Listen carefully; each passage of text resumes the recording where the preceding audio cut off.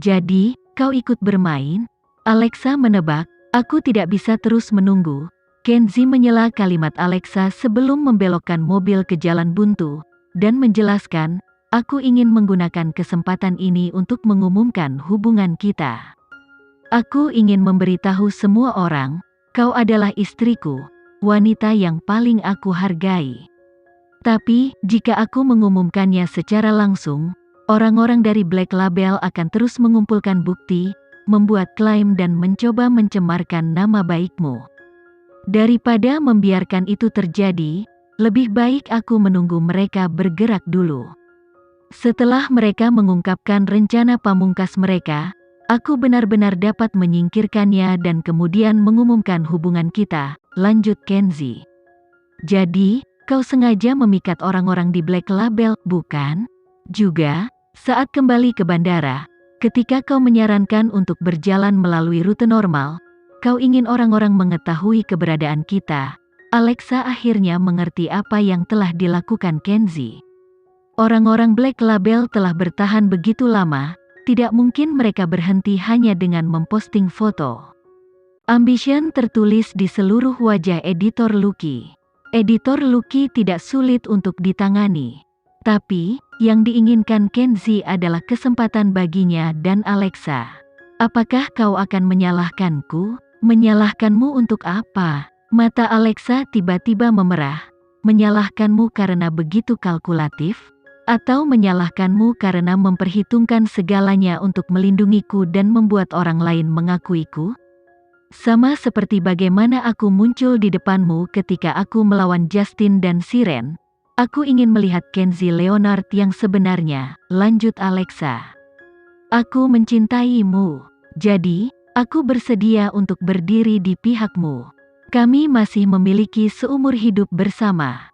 Kenzi mengulurkan tangannya dan menarik Alexa ke pelukannya. Dia tidak bisa menahan diri untuk tidak menghela nafas. Tuhan sangat baik padaku karena Dia membawamu padaku. Percayalah, aku hanya akan memberikan yang terbaik. Alexa selalu mempercayainya, dan dia bermaksud untuk terus mempercayainya. Jadi, dia menjawabnya dengan tegas, umumkan. Mari gunakan Black Label Studio untuk keuntungan kita.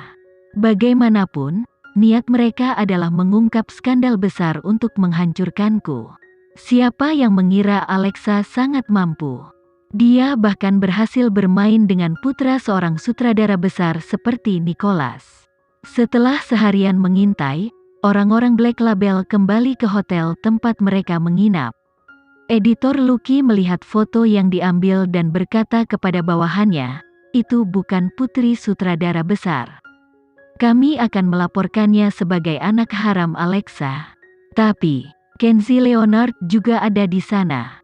Jelas sekali mereka ada di sana untuk bisnis. Editor Lucky melihat ke arah bawahannya yang bodoh, dan kemudian melambai. Laporkan bahwa Alexa memiliki anak perempuan tidak sah di Jepang, dan kemudian merilis foto dirinya sedang bermain dengan anak itu. Setelah itu, posting foto perbandingan keduanya. Apakah menurutmu publik akan peduli dengan kebenaran? Bukankah itu terlalu kejam? Black Label telah memaksa kita menuju jalan buntu. Jika kita tidak memahami waktu dan melawan, jangan pernah bermimpi untuk menginjakan kaki di tanah Indonesia lagi, kata editor Lucky lugas. Cepat dan tulis artikel untukku. Besok, aku ingin kedua tim kita bersiaga. Selama Alexa ada di luar negeri, kurasa dia tidak bisa menahan kesepian. Lanjut editor Lucky. Tapi editor, jangan lupa, Kenzi ada di sisinya. Tidak mungkin dia bisa berbuat jahat. Itu belum pasti. Apa menurutmu gadis genit seperti Alexa bisa mengendalikan instingnya? Tapi, Kenzi sudah menjadi yang terbaik. Bukankah dia sudah puas? Betapa hausnya dia pada pria? Berhenti bicara sampah. Besok, ingatlah untuk bersiap-siap, perintah editor Lucky. Dengan adanya Kenzi, kemungkinan mereka untuk mendapatkan bukti kuat menjadi langka. Tetapi itu tidak berarti mereka tidak dapat mencoba keberuntungan mereka. Faktanya, mereka tidak tahu Kenzi telah berada di sini selama ini, dan 3 pria yang mereka bicarakan semuanya adalah Kenzi. Tentu saja, ini semua adalah bagian dari rencana Tuan Kenzi. Itu lebih baik daripada membiarkan Black Label mengambil foto secara acak, dan kemudian kembali lagi untuk mendapatkan sesuatu yang lebih baik. Setidaknya sekarang, mereka sudah dipersiapkan dengan baik. Yang harus mereka lakukan hanyalah menunggu Black Label jatuh ke dalam perangkap mereka. Saat itu malam hari di Indonesia. Angin yang menusuk tulang menyapu kota. Setelah makan malam, Lukas menatap Ayu Gani. Matanya bertanya padanya, bukankah dia mengatakan dia akan pergi pada malam hari? Aku rasa reporter tidak akan memperhatikanmu saat ini. Kenakan sedikit penyamaran, aku akan mengantarmu pulang. Ayu Gani segera menjawab, aku tidak punya pakaian untuk dikenakan. Apakah kau lupa? Aku tiba dengan lingerie. Aku meminta asistenmu untuk membawakan beberapa pakaian. Beberapa saat yang lalu, aku sudah turun untuk mengambilnya. Kapan kau mengambilnya? Ayu Gani bertanya dengan canggung.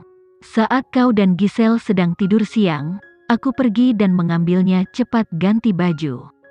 Haruskah kau menyuruhku pergi? Ayu Gani sebenarnya tidak ingin kembali ke apartemennya. Itu dingin, sepi dan membuat imajinasinya menjadi liar. Aku bisa tinggal di kamar tamu. Jika tidak, aku tidak keberatan tidur di sofa. Ketika kau tidak ada, aku bisa menemani Giselle. Selain itu, jika aku perlu mencarimu, aku tidak perlu menelepon.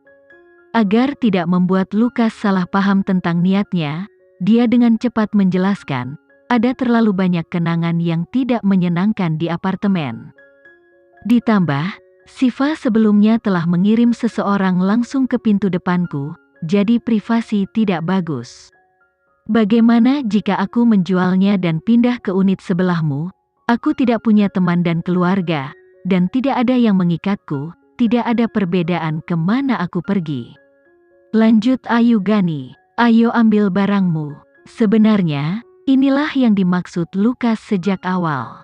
Malam hari di Jepang, Alexa sedang duduk di bawah cahaya membolak-balik majalah. Setelah menyelesaikan pekerjaannya, Kenzi tiba-tiba muncul di sampingnya. Awalnya aku ingin memesan 1 set perhiasan untukmu, tapi desainer Jepang harus segera kembali ke Jepang, istrinya sedang melahirkan. Jadi, malam ini kita akan mengukurnya dulu. Perhiasan. Alexa meletakkan majalah di tangannya, dan memandang Kenzi dengan penuh pertanyaan, kenapa aku tidak pernah mendengarmu menyebutkan ini sebelumnya? Aku adalah manajermu, jadi hal-hal seperti ini, secara alami akan aku atur atas namamu. Bibir Kenzi sedikit melengkung ke atas saat dia duduk di sampingnya. Aku tahu kau bukan penggemar berat permata dan berlian. Tapi, karena kau menikah denganku, pasti ada situasi di mana kau mungkin perlu menggunakannya. Lihatlah model-model lain, mereka sangat menyukai perhiasan sehingga mereka akan mati untuk tinggal di toko perhiasan. Bagaimana denganmu? Aku membantumu menghemat uang. Alexa tidak pernah menyukai hal-hal seperti itu, juga tidak sia-sia. Dia lebih suka menjaga hal-hal alami. Hanya ada 3 jam tersisa sebelum desainer terbang pulang. Aku ada rapat yang harus dihadiri, jadi kau harus berkendara ke hotel dan bertemu dengannya sendiri. Seluruh timnya akan ada di sana, mereka hanya melewatkan 1 pengukuran. Alexa mengambil sepasang kunci mobil dari Kenzi, dan mengerti kenapa Kenzi melakukan ini. Jadi, niat awalmu adalah membuatkan perhiasan untukku. Tapi, pada saat yang sama, kau ingin memberi Black Label beberapa materi? Tentu tujuan utamanya adalah mendapatkan perhiasan yang dibuat untukmu. Aku perhatikan tidak banyak bagian di kotak perhiasanmu di rumah yang ingin kau pakai. Kenzi mengambil laptopnya dan menunjukkan jadwalnya kepada Alexa. Ini telah direncanakan dengan baik sebelumnya. Hanya saja kau tidak pernah menyadarinya. Jelas Kenzi. Baiklah aku akan pergi.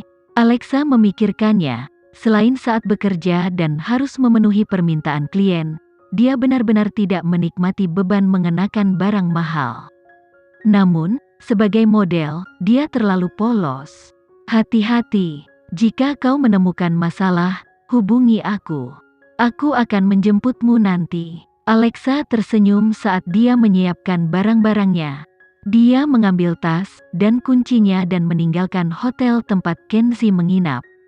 Tentu saja, untuk bertindak bagi para reporter, Alexa mengenakan kacamata hitamnya dan berpura-pura melakukan sesuatu yang rahasia.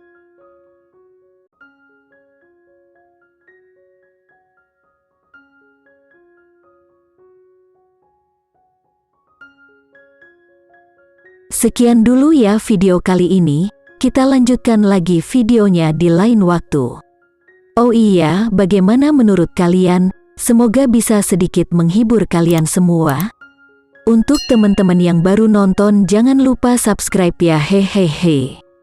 Dan kalau teman-teman ada yang ingin gabung langganan, bisa langsung gabung saja untuk dapat fitur yang menarik dan sedikit membantu Mimin. Terima kasih banyak sudah menonton, sampai jumpa lagi, bye.